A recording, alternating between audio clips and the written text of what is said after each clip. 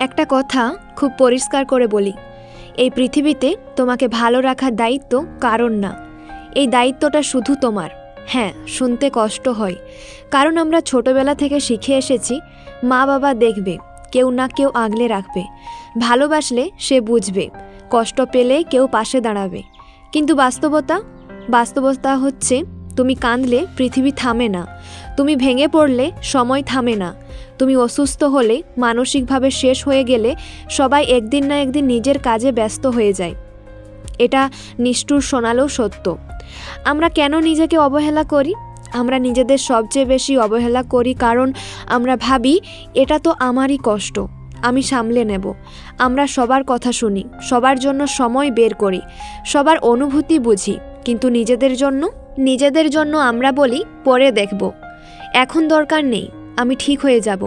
এই পরে, এখন না, ঠিক হয়ে যাব, এই তিনটা শব্দেই মানুষ আস্তে আস্তে শেষ হয়ে যায়।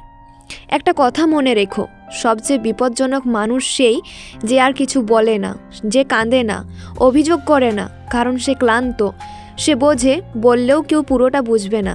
এই চুপ করে যাওয়াটাই শুরু নিজেকে ধ্বংস করার। তুমি যদি নিজেকে না বাঁচাও, কেউ বাঁচাবে না। এই কথাটা কঠিন কিন্তু সত্য। যদি তুমি নিজেকে ভালো রাখার দায়িত্ব না নাও, তাহলে কেউ এসে তোমার হাত ধরে টেনে তুলবে না। মানুষ সাহায্য করে তখনই যখন তুমি নিজে উঠে দাঁড়াতে চাও। তুমি যদি নিজেই ভাবো আমি আর পারছি না, ছেড়ে দিই, তাহলে পৃথিবী তোমাকে ছেড়েই দেবে। নিজেকে ভালো রাখা মানে স্বার্থপর হওয়া না। অনেকে ভাবে নিজেকে প্রাধান্য দিলে স্বার্থপর হতে হয়। না, নিজেকে ভালো রাখা মানে অন্যকে ছোট করা না। নিজেকে ভালো রাখা মানে নিজের সীমা জানা, নিজের মানসিক শক্তি বোঝা, নিজেকে শেষ করে অন্যকে খুশি না করা। যে মানুষ নিজে ভাঙে সে কাউকে ঠিক রাখতে পারে না। সবাই তোমার গল্প শুনতে চাইবে না। এই পৃথিবীতে সবাই তোমার গল্প শুনবে না, সবাই তোমার কষ্ট বুঝবে না।